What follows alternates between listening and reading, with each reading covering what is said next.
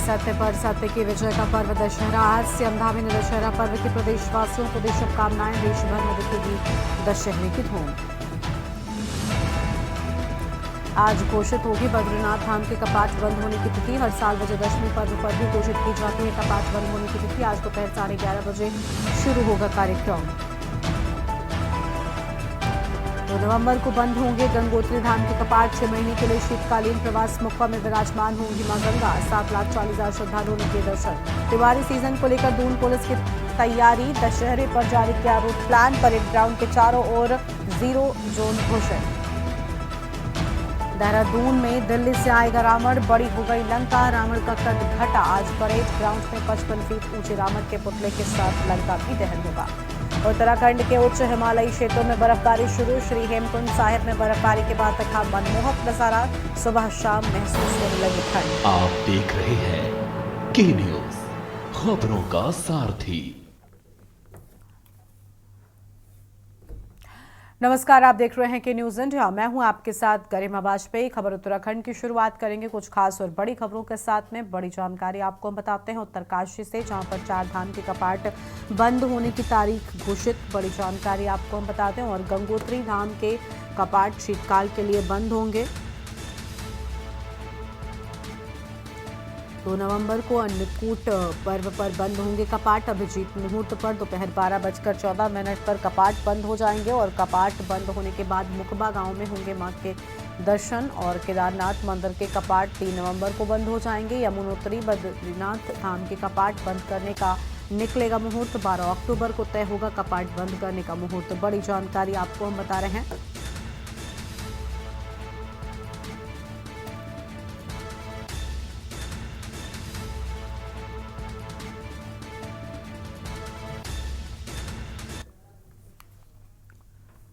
और अगली खबर देहरादून से आपको हम बताते हैं। अगली बड़ी जानकारी देहरादून से सामने आ रही है। देहरादून से बड़ी खबर, अधर्म पर धर्म की जीत का प्रतीक विजयदशमी आज मनाया जा रहा है। विजयदशमी का पर्व सीएम धामी ने समस्त प्रदेशवासियों को शुभकामनाएं भी दी हैं। बड़ी खबर आपको हम बता रहे हैं। और ये पर्व जीवन में अच्छाई को अपनाने का संदेश देता है।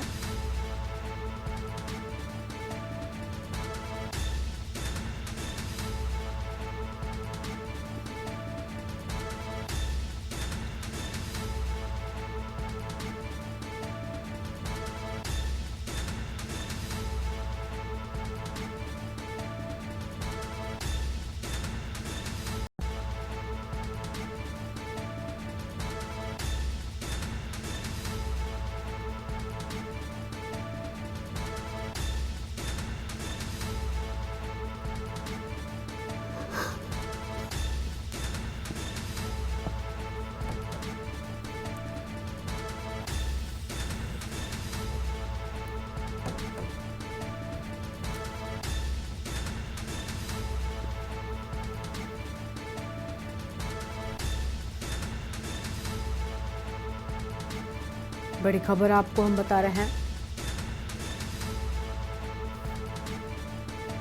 सीएम धामी ने समस्त प्रदेशवासियों को दशहरे की बधाई दी है। अहम जानकारी आपको हम बता दें, ये पर्व जीवन में अच्छाई को अपनाने का पर्व है।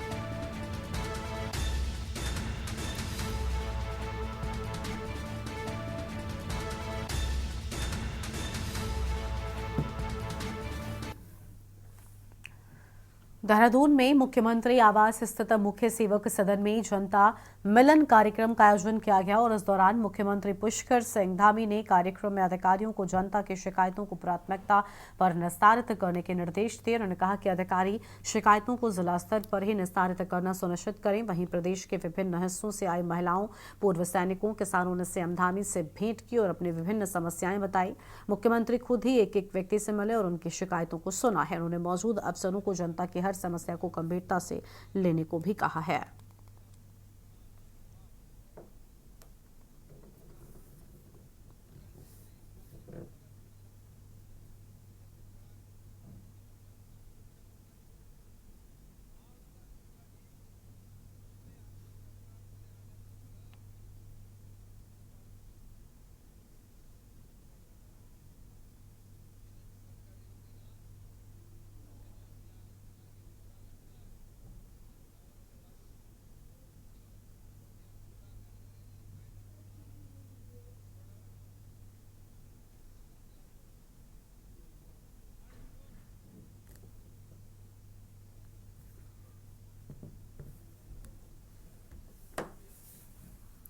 आगे बढ़ते हैं खबरों की ओर। अगली खबर है देहरादून से, जहां परेड ग्राउंड में दशहरा पर्व के लिए सभी तैयारियां पूरी कर ली गई हैं। बन्नू बिरादरी दशहरा कमेटी के बाल युवा संघ की ओर से इस बार परेड ग्राउंड के खेल मैदान में रावण दहन किया जाएगा और इस बार रावण का कद घट गया है जबकि लंका बड़ी हो गई है। पिछली बार परेड ग्राउंड में 131 फीट ऊंचे रावण के पुतले का दहन किया गया था। बन्नू बिरादरी दशहरा कमेटी के प्रदेश महामंत्री हरीश डोरा ने कहा, समिति की ओर से परेड ग्राउंड के खेल मैदान में 65 फीट ऊंचे रावण के पुतले के साथ लंका दहन भी होगा। इससे पहले इस बार की तरह भव्य शोभा यात्रा निकाली जाएगी।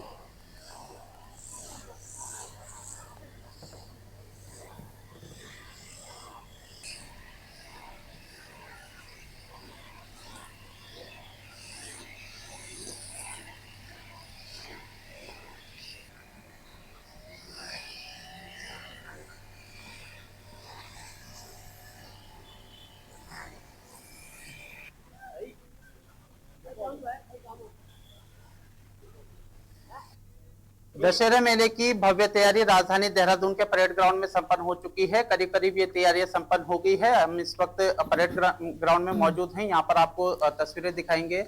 रावण, मेघनाथ और इनकी जो विशालकाय जो प्रतिमा है वो आप देख पा रहे हैं। 65, 55 और 50 फीट के ये रावण, मेघनाथ और कुंभकर्ण हैं।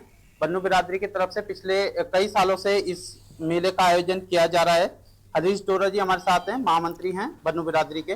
सर, इस बार की इस मेले की क्या खासियत रहने वाली है? कितनी कितनी इनकी ऊंचाई है और कब से ये कार्यक्रम शुरू होगा सर? देखिए, 77वां दशहरा महोत्सव है ये, और पूरे भव्य तरीके से धूमधाम के साथ देहरादून की जनता के साथ मिलकर हम इसे मनाएंगे। रावण की ऊंचाई इस बार 65 फीट की है। कुंभकर्ण, मेघनाथ की 60 और 55 फीट में है। और तैयारियों को आपने देखा ही है। जनता का बहुत सहयोग रहता है हमें। अनुशासन तरीके से ये पूरा आयोजन पिछले कई वर्षों से होता है और इस वर्ष भी उसी प्रकार से ये आयोजन होगा। पिछली बार तो सर ये काफी बड़ा भव्य कार्यक्रम था। 131 फीट के करीबन के इसकी ऊंचाई थी। इस बार आपने 65 में इसको लिया है, इसकी क्या वजह? इस बार असल में हमारा आयोजन हमने बहुत लेट तय किया, और लेट तय करने के कारण से हमें इस आयोजन को और अपने पुतलों का जो स्वरूप था वो थोड़ा सा छोटा करना पड़ा, क्योंकि उपलब्ध नहीं हो रहा था ये बनाने वाले हमारे। इतने ऐसे स्पेस में सुरक्षा को पुख्ता कर पाएंगे? पुलिस प्रशासन सुरक्षा के मामले में लगातार हमारे संपर्क में है। वो हमें सहयोग कर रहे हैं, हम उनका पूरा सहयोग कर रहे हैं। जिस हिसाब से प्रशासन ने हमको गाइडलाइन दी है उसी हिसाब से हमने यहाँ पर आवागमन का रास्ता रखा है। जहाँ बैरिकेटिंग बोली थी उन्होंने, वहाँ बैरिकेटिंग कराई गई है। कुछ बैरिकेटिंग कल सुबह कराएंगे, क्योंकि अभी कल दोपहर तक लोगों को आने के लिए अंदर मैदान में रास्ते हमने खुले रखे हैं। मंच पे हमारे जो स्वरूप आते हैं उनके साथ करीबन 150 लोग होते हैं।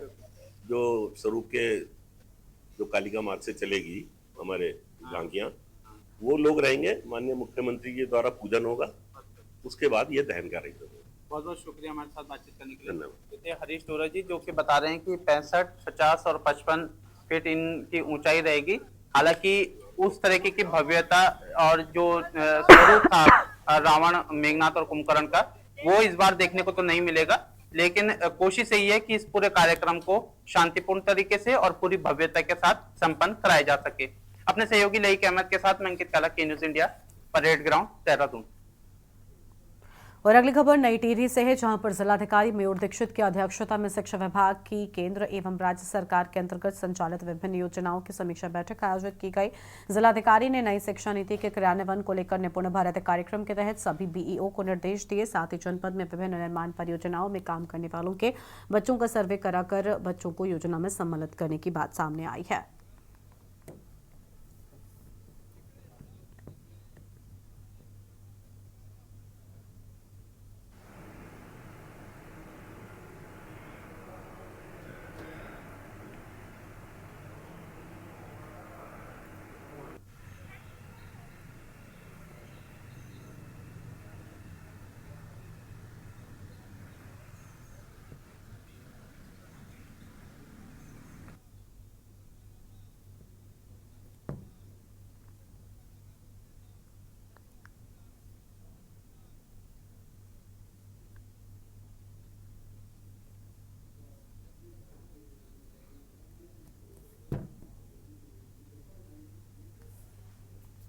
आगे बढ़ेंगे खबरों की ओर। अगली खबर, जहां देहरादून के आईटी पार्क स्थित नाबार्ड के कार्यालय में 1 दिवसीय सेब प्रदर्शनी का आयोजन किया गया था। प्रदर्शनी का उद्घाटन नाबार्ड के मुख्य प्रबंधक पंकज यादव और अन्य अधिकारियों के द्वारा किया गया।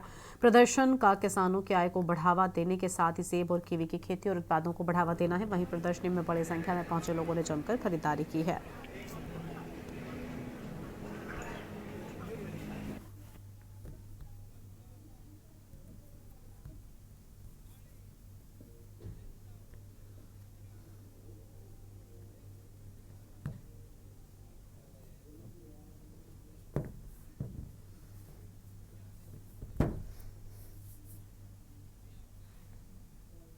हाँ, जैसे आपने देखा सेब महोत्सव 1.0, तो आप जानते हैं कि उत्तराखंड के एप्पल को पहचान मिल रही है, सेब को पहचान धीरे धीरे मिल रही है। उसी पहचान को और आगे बढ़ाने के लिए और प्लस नाबार्ड द्वारा जो सहायतित फार्मर प्रोड्यूसर कंपनीज़ हैं, एफपीओज़ हैं, और हमारे द्वारा ट्राइबल डेवलपमेंट फंड के तहत जो हमारे जनजातीय भाई हैं, बहनें हैं, उनके लिए जो हमने फलदार पौधे दिए थे, उनका जो उत्पाद आ रहा है मार्केट में, उस उत्पाद के विपणन के लिए हमने इसके माध्यम से प्रयास किया है। आप यहाँ देखेंगे तो सेब महोत्सव के अंदर हर्षिल घाटी से A grade red delicious apple, golden apple आए हुए हैं, और उसके साथ साथ कप कोट से कीवी आई हुई है। ये हमारे द्वारा दिए गए उद्यानों की पहली कीवी है इस साल। अगले साल और बड़ी और ज़्यादा मात्रा में कीवी आएंगी। इसमें देखिए हमारे सेव से और मेन फोकस तो हम लोगों का इसमें सेव का था कि जो हमारे ऊपर के पहाड़ के क्षेत्रों में सेव हो रहे हैं उनकी अच्छी मार्केटिंग हो सके।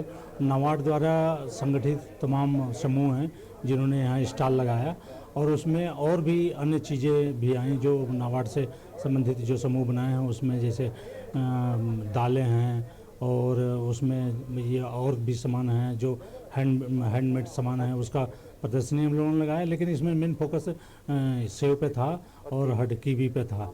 तो इसमें बहुत अच्छा मतलब ये हमारा शॉर्ट टाइम में ये नाबार्ड द्वारा ये प्रदर्शनी लगाई गई। जिस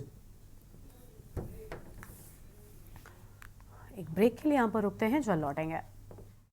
ब्रेक के बाद आप सभी का स्वागत है।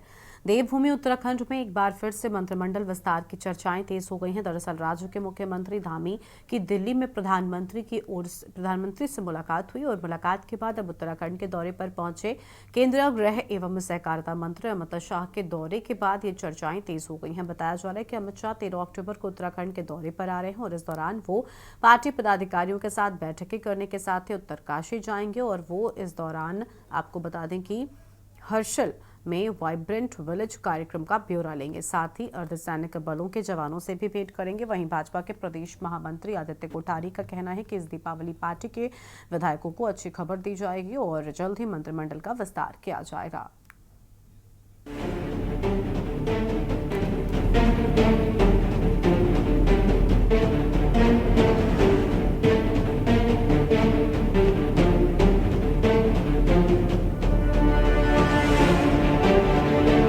उत्तराखंड में जल्द मंत्रिमंडल विस्तार और दायित्व बंटवारे की चर्चाएं तेज हो गई हैं। भाजपा के प्रदेश महामंत्री आदित्य कोठारी ने बताया कि कोर ग्रुप की बैठक के साथ ही पार्टी के शीर्ष नेताओं के साथ वार्ता हो चुकी है। उन्होंने उम्मीद जताई है कि पार्टी के विधायकों को दिवाली तक कोई अच्छी खबर दी जाएगी। वहीं विपक्ष का कहना है कि बार बार पार्टी के शीर्ष नेता पार्टी के भीतर पनप रहे असंतोष को कम करने के लिए मंत्रिमंडल विस्तार की उम्मीदें जगा रहे हैं। लेकिन मौजूदा समय में भी मुख्यमंत्री मंत्रिमंडल विस्तार का निर्णय नहीं लेंगे, क्योंकि भाजपा में एक अनार 100 बीमार वाली स्थिति है। निश्चित रूप से दीपावली बहुत ही खुशियों भरी रहेगी और शुभ संकेत मिलेंगे, शुभ समाचार भी मिलेंगे, अच्छा रहेगा। 3 साल में मंत्रिमंडल का विस्तार न कर पाई हो, 3 साल पूरे होंगे अब आने वाले समय मार्च में मुख्यमंत्री जी को, और 3 साल में नहीं कर पा रही है। वो क्या मंत्रिमंडल का विस्तार करेगी, क्या झुंझुना देगी? विधायकों ने समझ लिया कि अब तो मंत्रिमंडल का विस्तार होना ही नहीं है, कोई मंत्री बनने के लिए इच्छुक भी नहीं है। आप हाउस में देख लो क्या परफॉर्मेंस, जो मंत्री लोग हैं, पुराने मंत्री हैं, क्या स्थिति रहती है। और इतनी स्थिति खराब है, एक अनार 100 बीमार हैं। किसको मंत्री बनाएं, किसको न बनाएं। तमाम वरिष्ठ भी हैं, जो पार्टी के अध्यक्ष रहे वो लोग भी हैं, बंशीधर भगत जी हैं, आपके बिशन सिंह चुफाल जी हैं, मुन्ना सिंह चौहान जी हैं, एक से एक विद्वान लोग भी हैं इनके।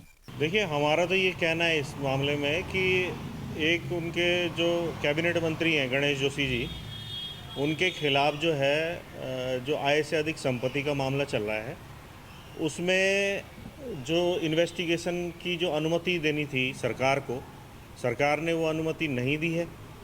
हमारा तो पहले सवाल ये है कि आप अगर कोई कैबिनेट विस्तार करना भी चाहते हैं, जो आपके दागी मंत्री हैं उनको तो पहले आप हटाइए मंत्रिमंडल से, उसके बाद आप अपना कौन सा कैबिनेट विस्तार करना चाहते हैं वो तब उसके बाद का विषय है। पहला विषय ये है कि जो दागी मंत्री हैं उनको आप मंत्रिमंडल से बाहर करिए। आपको बता दें कि उत्तराखंड में पिछले लंबे समय से 4 पद रिक्त चल रहे हैं। कई बार मंत्रिमंडल विस्तार और दायित्व बंटवारे की चर्चाएं शुरू होती हैं, लेकिन अंतिम निर्णय तक नहीं पहुंच पाती हैं। बताया जा रहा है कि मंत्रिमंडल के साथ ही दायित्व बंटवारा भी किया जा सकता है। वहीं सूत्रों से मिली जानकारी के मुताबिक मंत्रिमंडल विस्तार के साथ ही कुछ नेताओं के नाम भी काटे जा सकते हैं। वहीं कई नए चेहरों को मंत्रिमंडल में जगह दी जा सकती है। इस बीच अमित शाह 13 अक्टूबर को उत्तराखंड के दौरे पर आ रहे हैं। इस दौरान वह पार्टी पदाधिकारियों के साथ बैठक करने के साथ ही उत्तरकाशी जाएंगे। इस दौरान वह हर्षिल में वाइब्रेंट विलेज कार्यक्रम का ब्यौरा लेंगे। साथ ही अर्धसैनिक बलों के जवानों से भी भेंट करेंगे। वहीं विपक्ष ने अमित शाह के दौरे पर कटाक्ष। देखिए, पहले दिन से आज तक 10 साल की केंद्र की सरकार हो गई है, 11वां साल चल रहा है। उत्तराखंड की झोली खाली की खाली रही है। उत्तराखंड में तमाम रेलवे प्रोजेक्ट्स बोले गए थे, यहाँ मेट्रोज की बात हुई थी, यहाँ बुलेट ट्रेन लाने की तक बात हुई थी, यहाँ सी प्लेन लाने की बात तक कर दी, तो केवल ये जुबानी जमा खर्च दिखाई पड़ा। उत्तराखंड एक आपदा ग्रस्त प्रदेश है, जहाँ आपदा के साथ हमारा चोली दामन का साथ रहता है। वहाँ भी हमको कोई ज़्यादा राहत नहीं देखने को मिली। वाइब्रेंट विलेज की बात की गई, तो वो विलेजेस की बात पहले आनी चाहिए जो इनके सांसदों ने गोद लिए थे। उन गाँव का क्या हुआ? वाइब्रेंट विलेज अपनी जगह पर है, लेकिन जो गांव इन्होंने गोद लिए उनका क्या हश्र हुआ, उसका भी एक फॉलो अप अमित शाह जी को यहाँ आके करना चाहिए कि बार बार यहाँ की जनता तीसरी बार 5 सांसद आपको दे चुकी है। गृह मंत्री जी का दौरा है और देखिए, प्रधानमंत्री जी हों चाहे गृह मंत्री जी हों, ये देवभूमि है, उनका विशेष लगाव है। 13 तारीख को माननीय गृह मंत्री जी देहरादून FRI में आएंगे, उत्तरकाशी जाएंगे। मैं उनका अभिनंदन करता हूं, स्वागत करता हूं।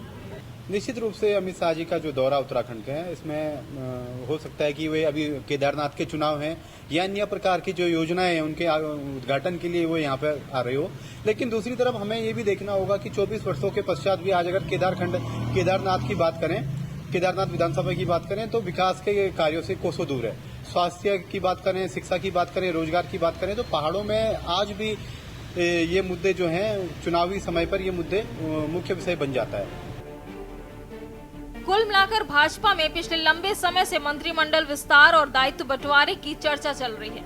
हालांकि अब तक कोई निर्णय इस पर न लेने से कई तरह के सवाल भी खड़े हो रहे हैं। वहीं पार्टी के कई वरिष्ठ नेता मंत्री बनने की दौड़ में भी हैं, लेकिन अब एक बार फिर दीपावली से पूर्व मंत्रिमंडल विस्तार की चर्चाएं हैं। ना होगा कि क्या मौजूदा समय में भी मुख्यमंत्री मंत्रिमंडल विस्तार और दायित्व बंटवारे का निर्णय लेते हैं या नहीं। Uttarakhand desk report.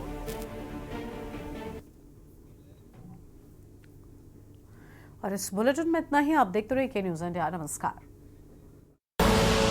आप देख रहे हैं के न्यूज़, खबरों का सारथी।